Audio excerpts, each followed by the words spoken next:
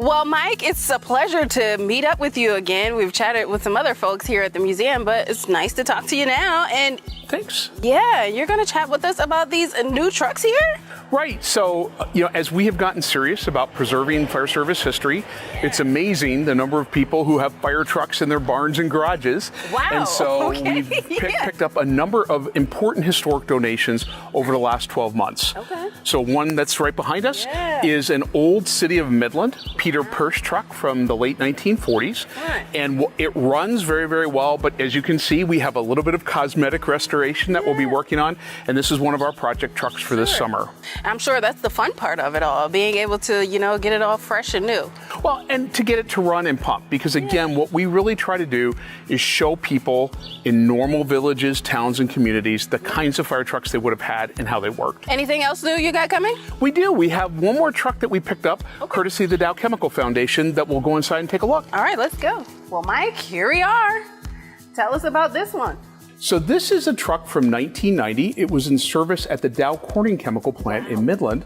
And what's unique is you had the chance with Don to see a truck from Essexville. I actually worked in my professional career on this piece of apparatus in Midland. Wow. And we're really, really honored that the Dow Chemical Foundation, as they took this truck out of service, are allowing us to preserve this industrial fire history to share in the community. Yeah, and this truck, one of its claim to fame, it was involved in the firefight with the Jupiter fire that occurred in September of 1990. It was actually the first emergency that this truck responded to. Wow, amazing. All right, well, you got another big one here, the Super Pumper. Tell us about this.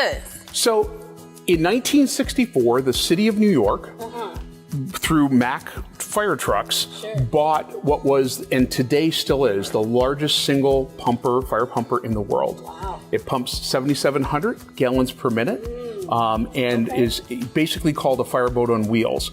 It was in service from 1964 until 1982, and our museum acquired this in 1989 and have been preserving it ever since. Oh my, well now you're about to acquire another piece of it? So its partner was called the Super Tender. Yeah. And in 1989, another family at the same time that we got this truck, got that. They worked on it in the salvage yard and drove it all the way across the country and have been displaying it since 1989 in their community of Helmet, California. Yeah.